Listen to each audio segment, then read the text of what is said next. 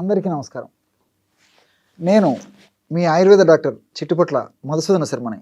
మనం ఈ వీడియోలో మోకాళ్ళ నొప్పుల సమస్య తగ్గేందుకు చక్కటి గృహ వైద్యం, కడుపులోకి ఎలాంటి ఔషధాన్ని వాడుకోవాలి, పైపూత ముందుగా ఎలాంటి ఔషధాన్ని వాడుకోవాలి మొదలైన వివరాలు మనం ఈ వీడియోలో తెలుసుకోబోతున్నాం. ఈ రోజుల్లో మోకాళ్ళ నొప్పుల సమస్య చాలామందిని వేధించి పీడించి రకరకాల ఇబ్బందులకు గురి చేసేటువంటి ప్రధానమైనటువంటి సమస్యగా అయింది.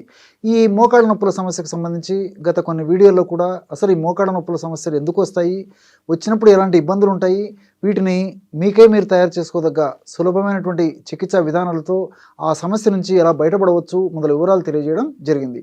ఈ వీడియోలో మరొక ఫార్ములాని ఈ మోకాళ్ళ నొప్పుల సమస్య తగ్గేందుకు మనం తెలుసుకోబోతున్నాం. ఈ యొక్క సమస్య తగ్గేందుకు కావాల్సినటువంటి ఔషధం ఎలా తయారు చేసుకోవాలంటే 2 పదార్థాలతో ఔషధాన్ని తయారు చేసుకోవాలి. మొదటి పదార్థం త్రికటు చూర్ణం. బాగా నిదానంగా రాసుకోండి. త్రికటు చూర్ణం అంటే పిప్పళ్ళు, మిరియాలు, శొంఠి ఈ 3 కలిపి తయారు చేసినటువంటి పౌడర్ ఏదైతే ఉందో దాన్ని త్రికటు చూర్ణం అంటారనమాట. 3 అంటే 3, కటు అంటే కారం పదార్థాలు.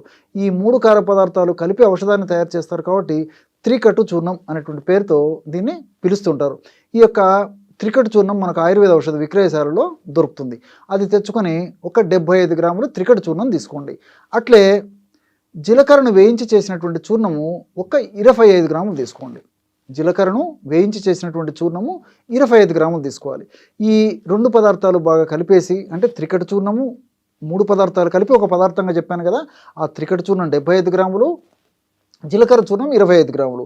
ఈ పదార్థం అంతా బాగా కలిపేసి ఒక గాజు సీసాలో నిల్వ ఉంచుకొని రోజు ఉదయం ఆహారానికి ఒక అరగంట ముందు, అట్లే రాత్రి ఆహారానికి ఒక అరగంట ముందు పూటకి 2 గ్రాములు, అంటే ఉదయం పూట 2 గ్రాముల చూర్ణము, రాత్రి పూట 2 గ్రాముల చూర్ణము తీసుకొని దాన్ని తగినంత స్వచ్ఛమైనటువంటి తేనెతో కలిపేసి తీసుకోవచ్చు.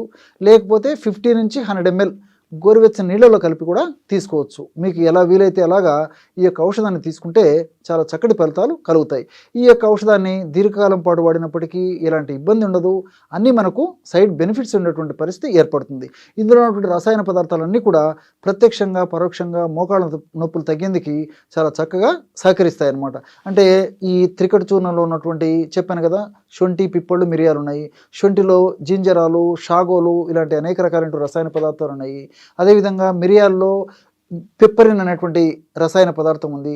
అదేవిధంగా ఈ పిప్పళ్ళలో కూడా ఈ పెప్పరిన్ అనేటువంటి రసాయన పదార్థం ఉంది. ఇలా వివిధ రకాలైన రసాయన పదార్థాలన్నీ కూడా ప్రత్యక్షంగా పరోక్షంగా ఈ మోకాళ్ళ నొప్పులు తగ్గేందుకు సహకారిగా ఉపయోగపడతాయి అన్నమాట. అది అంతేకాకుండా ఈ జీలకర్రలో ఉన్నటువంటి వివిధ రకాలైన రసాయన పదార్థాలు కూడా, అంటే ఈ థైమాలు, క్యుమినాల్డిహైడు, అట్లే ఈ ఫ్లేవనాయిడ్స్, ఫైబరు ఇలాంటి అనేక రకాలైన రసాయన పదార్థాలు, ఫైటోస్టిరాయిడ్స్, పాలిఫినాల్స్ ఇలాంటి అనేక రకాలైన రసాయన పదార్థాలు కూడా ప్రత్యక్షంగా పరోక్షంగా మోకాళ్ళ నొప్పులు తగ్గేందుకు సహకరిస్తాయి. కాబట్టి దీర్ఘకాలం పాటు వాడినప్పటికీ ఎలాంటి ఇబ్బంది కూడా ఉండదు. ఈ యొక్క పదార్థం అంటే మనం తయారు చేసుకున్నట్టు చూర్ణం అయిపోయిన తర్వాత మళ్ళీ ఫ్రెష్గా తయారు చేసుకొని వాడుకుంటూ ఉండాలన్నమాట.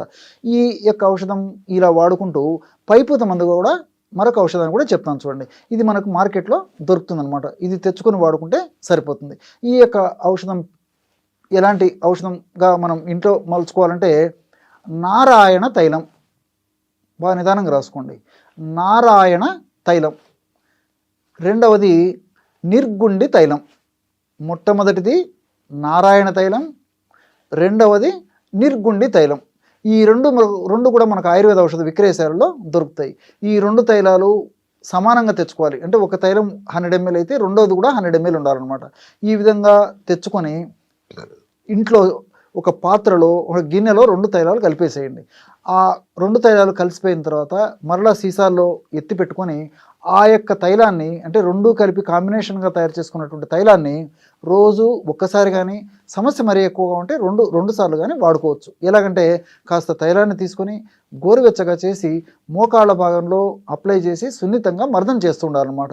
ఈ విధంగా క్రమం తప్పకుండా చేయడం వల్ల ఆ మోకాళ్ళ నొప్పి వల్ల కలిగేటువంటి అనేక రకాలైనటువంటి ఉపద్రవాలు, సలుపు, పోటు, బాధ, మంట ఇలాంటివన్నీ కూడా తగ్గిపోతాయి, నొప్పి కూడా చాలా త్వరగా తగ్గేందుకు అవకాశం ఏర్పడుతుంది. కాబట్టి ఈ మోకాళ్ళ భాగంలో రెండవది ఏంటంటే, ఇంతకుముందు చెప్పినట్లు ఈ మోకాళ్ళ భాగంలో ఇన్ఫ్లమేషన్ అనేటువంటి ప్రక్రియ జరిగేటప్పుడే ఈ నొప్పి, పోటు, సలుపు, బాధ ఇలాంటివన్నీ కలుగుతుంటాయి అన్నమాట. ఆ ఇన్ఫ్లమేషన్ ప్రక్రియను తగ్గించడంతో పాటు ఇన్ఫ్లమేషన్ ప్రక్రియలో ఏర్పడేటువంటి వివిధ రకాలైనటువంటి హానికారకమైనటువంటి పదార్థాల యొక్క శక్తిని నిర్వీర్యం చేసేందుకు కూడా ఇప్పుడు కడుపులోకి చెప్పినటువంటి ఔషధం ఉపయోగపడుతుంది. అదేవిధంగా పైపూత మందుగా చెప్పినటువంటి ఈ నిర్గుండి తైలము, అదేవిధంగా నారాయణ తైలం కలిపి మనం తైలం తయారు చేసుకున్నాం కదా, ఆ తైలం కూడా ఉపయోగపడుతుంది. ఎలాగంటే ఈ యొక్క తైలము మనం వాడుకోవడం వల్ల మోకాళ్ళ భాగంలో ఉన్నటువంటి చర్మం పీల్చుకొని ఆ యొక్క గుణాలని మనకి కలగజేస్తుంది అనమాట. కాబట్టి ఈ రెండు కడుపులోకి ఔషధాన్ని వాడుకుంటూ మరి అవసరాన్ని బట్టి ఈ యొక్క పైపూత మందుగా ఇలాంటి ఔషధాన్ని వాడుకోవడం వల్ల ఫలితాలు చాలా సమర్థవంతంగా ఉంటాయి. చూశారు కదా, ఇటువంటి సులువైనటువంటి ఔషధ యోగాలని మోకాళ్ళ నొప్పుల సమస్య తగ్గేందుకు మీరు ఈ వీడియోలో తెలుసుకున్నారో. మరొక వీడియోలో మరొక అంశంతో మళ్ళీ కలుద్దాం. అంతవరకు నమస్కారం. మీ చిట్టిబొట్ల.